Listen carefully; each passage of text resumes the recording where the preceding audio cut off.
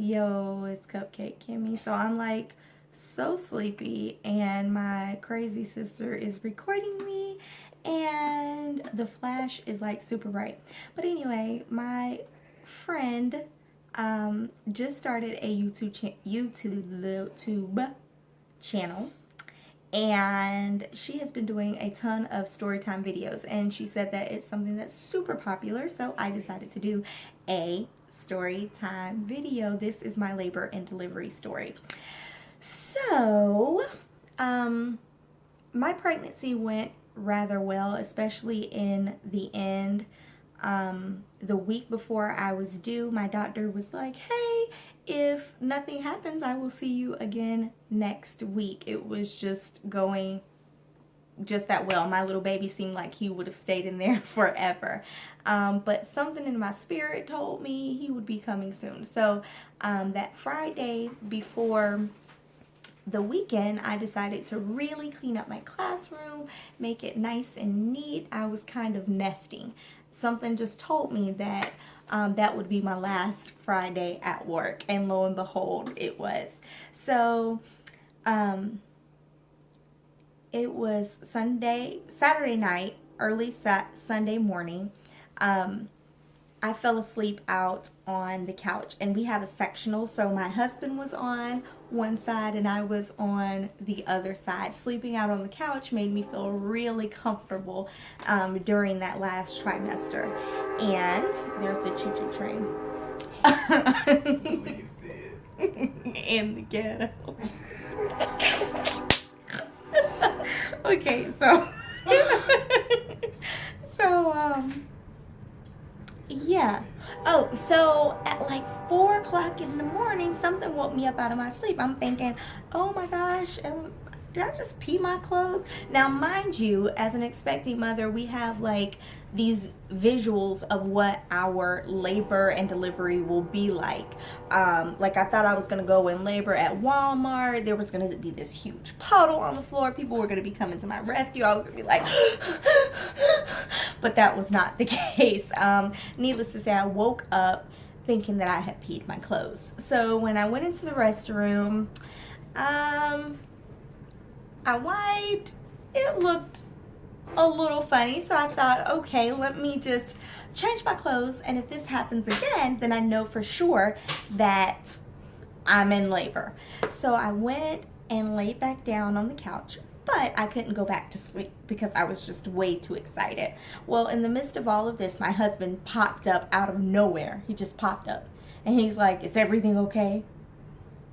And I'm like, I think something is happening, but I didn't want to send him in an uproar, so I tried to play it as cool and as calm as possible. But as soon as I told him that I thought something was happening, he went crazy. He jumped up. He made my nerves bad. He jumped up. He got in the shower. He started ironing clothes. Like, he just did so much. He started running around like back and forth. Bing, bing, bing, bing, bing. I couldn't even focus because he was just up and about. So within like 30 minutes, it happened again. And I was like, I'm pretty sure I didn't pee my clothes this time. So we were like super excited. I went and took a shower. At this point, I had no pain whatsoever. I just knew that I was in labor because there was a little trickle there. And so I went and took a shower, put on some fresh clean clothes, and then we drove to the hospital. Now, I should have stopped to get me something to eat, but I did not. Sad mistake on my part. So we get to the hospital, and we park on the total opposite side of where the maternity ward was in the hospital. It was like on the whole other end. So we're like walking through the hospital trying to find our way, and we run into this nurse, and she's like, hey, are you in labor? And I'm like, I think so. And she's like, why don't you get a wheelchair? I'm like, no, I'm good. But she got us a wheelchair anyway, and my husband started like wheeling me around the hospital. We were laughing, having a good old time. When we got to the labor and delivery area, They put us in a room just for check-in, and they had me change into a hospital gown, and they had us wait for a little bit. During this time, someone was next door screaming.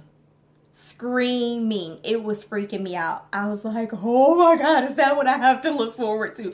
They were screaming to the top of their lungs. That terrified me. I was like, I'm having second thoughts. Meanwhile, we are all smiles in my room. We're giggling, we're laughing it up. And they had like this chart on the wall that had like the sad face way down at one end. It was like the angry face all red, and then it had like the smiley face way down here at the other end. And it's like on a scale from, I don't know, 0 to 10, how do you feel? And I looked at my husband, I'm like, babe, I said, we have a long way to go, because we're down here giggling and laughing it up.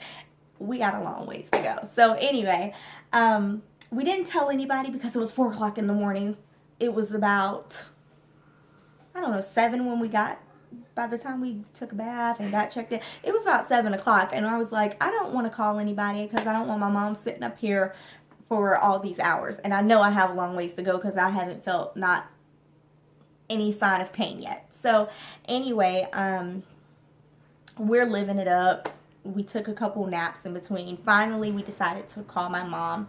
As it got closer to delivery time, that's when things got crazy. So my contractions started kicking in, and I thought that I was going to be an OG and I was going to do it all naturally, you know, and I thought, hey, I'm not going to take any medication, no epidural for this girl. And I thought, I'm going to push this baby right on out. He's coming out natural. Everything is going to be just fine. Yeah, right.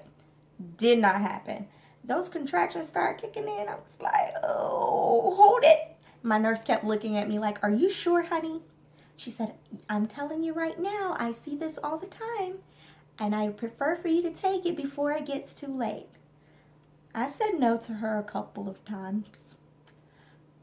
By the 4th time that she asked me, bring it on in. Now, mind you, before I went into the hospital, people scared the living daylights out of me. They're like, girl, you better not move. That needle is so long. Wait till you see that needle. You're not going to want them to put that in your bag. You're going to be paralyzed if you move, girl.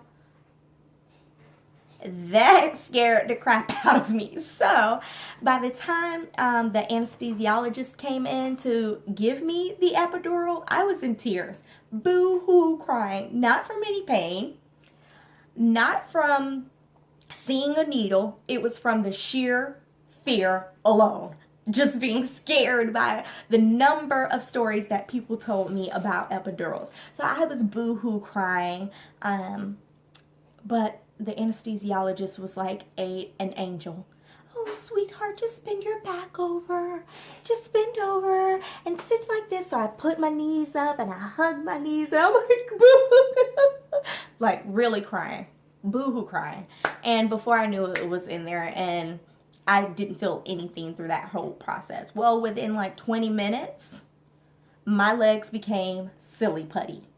The nurse was like several times over the next couple hours, she's like, oh, can you move your legs? Can you open your legs? I was like, what? Can I open my legs? I can't even feel my legs. And I had to like literally reach down with my hands and pick up my legs. It felt like elephant meat, like lifting elephant meat to open my legs. And so, yeah, it was just a funny feeling. Like, my whole bottom half was just numb. And so, other than that, what other issues did I have? Oh, okay, so during this whole process, I was like extremely cold, and I was extremely thirsty. So midway through the day, my sister and my mom were there, and I kept getting ice cups all through during the day, and that's all they would let me eat. They're like, you can't eat food, you can't drink anything. So all I could do was eat ice. So I kept begging the nurse for ice, and she would bring me a cup, but she was trying to limit me on the amount of ice that I could have. So I look over to my husband, and I'm like, babe, please give me some water. Finally, I told him and my sister, I'm like, y'all know what? Y'all are like Satan in hell right now. I'm dying of thirst, and you guys will not even give me a sip of water.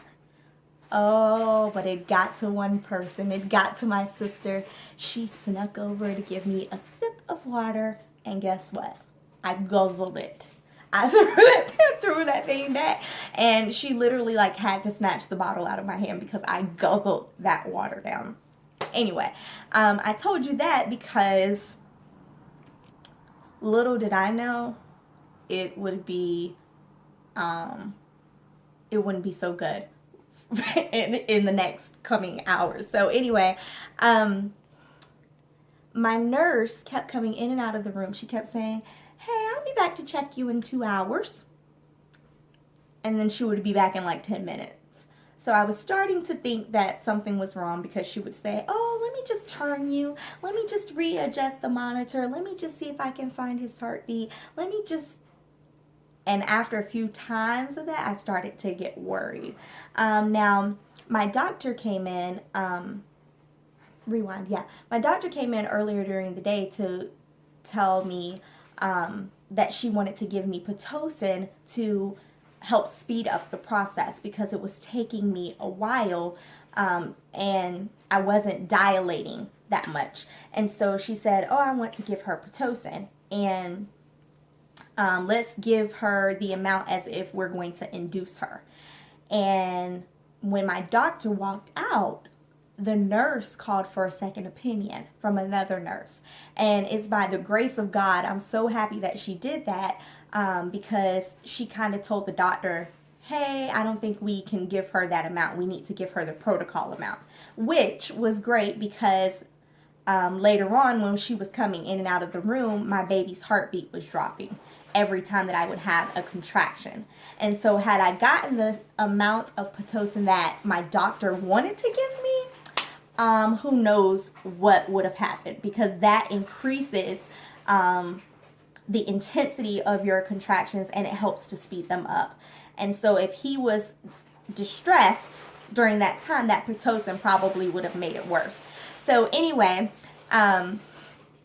later on, my doctor comes in again and she's like, "Hey, we're going to have to do a C-section." I heard nothing that she said before that. I just heard want, C-section. And I was in tears again. I was boo-hoo crying. Around the same time, that water that I drank kicked in. And I started feeling nauseous. And I just started gagging. Now, mind you, my body's numb, so I can barely do anything. I'm like,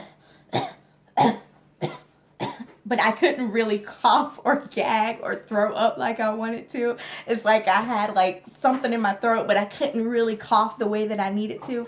Yeah, it was bad. So the people thought that I was losing my mind, basically. They thought that I was having an anxiety attack because of the fear of having a C-section. Yes, I was scared of the C-section, but it had nothing to do with that. It had everything to do with the fact that I drank water and I was not supposed to. So anyway, they wheel me down to this room. At this point, only my husband and I can be in the room. Of course, me, because I'm having the baby. And so they wheel me in there, and here comes the anesthesiologist. "If you don't be still, if you don't stop coughing, honey, we're going to have to put you to sleep." So here's me trying to stay still, and they had you laid out like Jesus. Your arms are out, and I'm trying to be still, and so I just cocked my head over, and I'm like throwing up, but I'm trying to be still because the lady is threatening to put me to sleep. Tragic. Eventually, the nauseousness subsided, and I didn't throw up anymore after that. I tried to be as still as possible.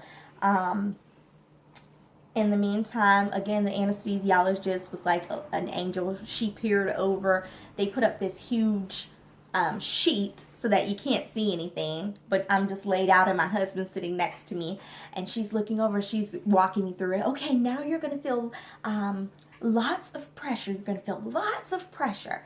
And so, lo and behold, I felt that, and I didn't hear anything for a very long time, but they did say, "Hey, Dad, you can now stand up and take a look." And he's like, "Oh my gosh." He told me that he was about to pass out. He's like, "How are they going to put her back together?" Yeah. And then when I saw the pictures, I thought the same thing. I don't know how they put me back together, and I don't know how that cut ended up looking so small. So anyway, I didn't hear anything for a while, and when I finally heard my son's cry, it was the most beautiful thing in the whole wide world. I literally just broke out into tears, boo-hoo crying, boo-hoo crying. So that's my labor and delivery story. I got to go home after 3 days. Thanks for watching. If you like this video, press the like button. Check out the rest of my videos. Subscribe to my channel. Bye.